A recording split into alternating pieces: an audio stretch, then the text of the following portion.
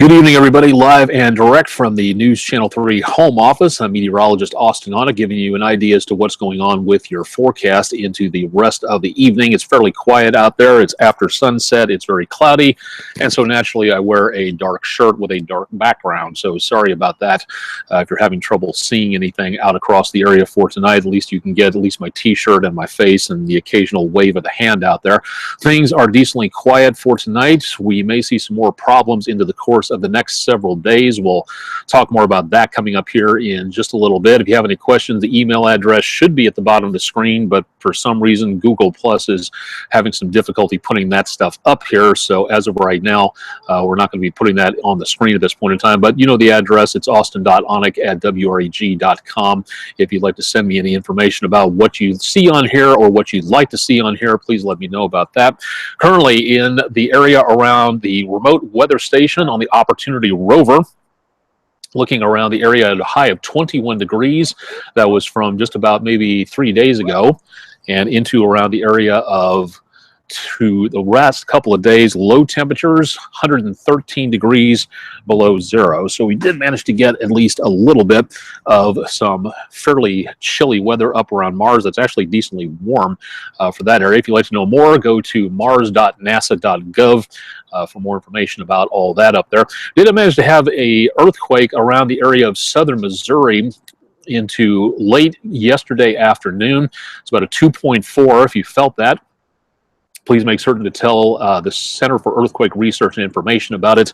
And then also, again, contacting the United States Geological Survey to get more information. It's not exactly huge. 2.4 is not exactly big, but it's been one of the largest ones that we've had around the New Madrid Fault in the course of the last several months, in fact. And only one felt report has been registered with this, according to the USGS in and around the area there. So if you felt this, please say so, let them know, because that's the type of information they can use to study earthquakes, and you can really help with that. It's a great opportunity to learn more about citizen science. New storm systems slamming into the west coast. A lot of areas getting some showers and thunderstorms and heavy rainfall and blizzard conditions with high gale warnings into around portions of the area.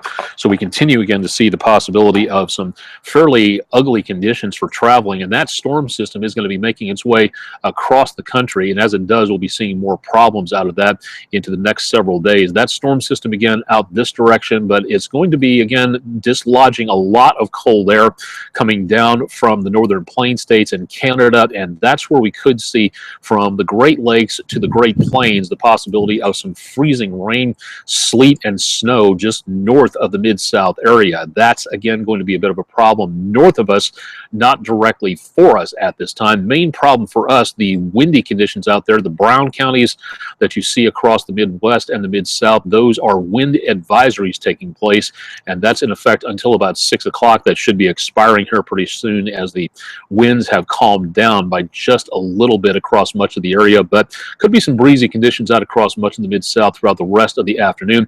Wind gusts out there, well, wind sustained anyway, across the Mid-South have been back into around the 20-mile-per-hour plus range, but things have been a little bit better over the last several hours as we see, again, less and less winds out there. We managed to pick up a wind gust of 52 miles per hour into around the area of Blytheville at the airport today, just up around northeastern Arkansas. But as of right now, it looks like things are calming down quite nicely. A lot of cloud cover out there into the last several hours, and too warm for anything but rainfall across the area, which we have picked up by just a little bit across the area into the rest of the day. Now, for the next couple of days, going ahead to about Wednesday into the afternoon and evening hours, that's where we start to see again north of us the possibility of some rain mixed with freezing rain and snow from around Chicago to about Boonville in Missouri, between Kansas City and Columbia, and back into around Des Moines and into around portions of the area north and west of there. So if you are traveling in that general direction,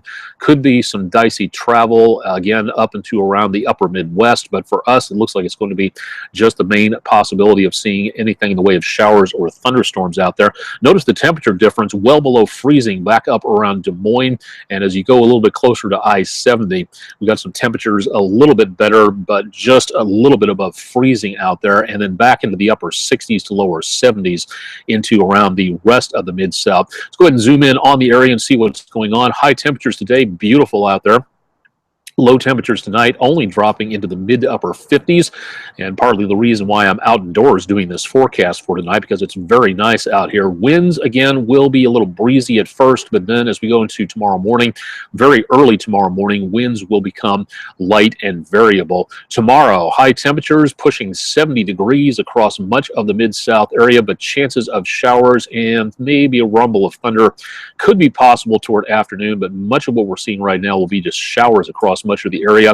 As we go into Wednesday night, also seeing light scattered showers across much of the Mid-South area, and low temperatures Wednesday night will only be back into around the lower 60s, and that's it. That's the low temperatures into tomorrow, so very much on the mild side. High temperatures on Thursday, again, upper 60s to lower 70s, well above normal for this time of the year, and by afternoon and evening, we could be looking at showers and the possibility of some thunderstorms rolling on through the area. Low temperatures, much cooler Thursday night as a cold front tries to make its way on through.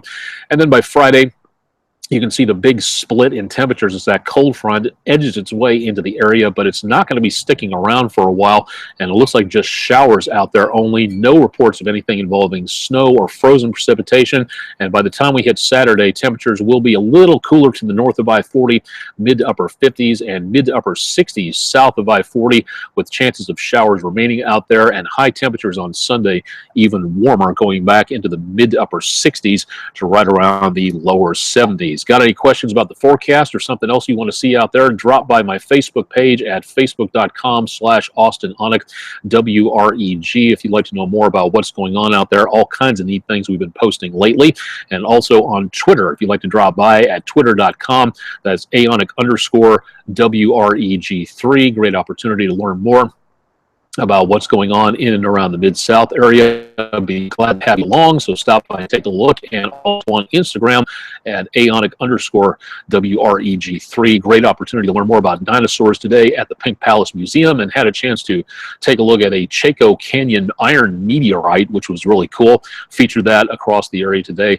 If you'd like to drop by and see more about that, we'll be there part-time at various points in time throughout the next several weeks and months. Rest of the evening, again, decently quiet, and so far not seeing anything in the way of severe weather across the area, so that's good news.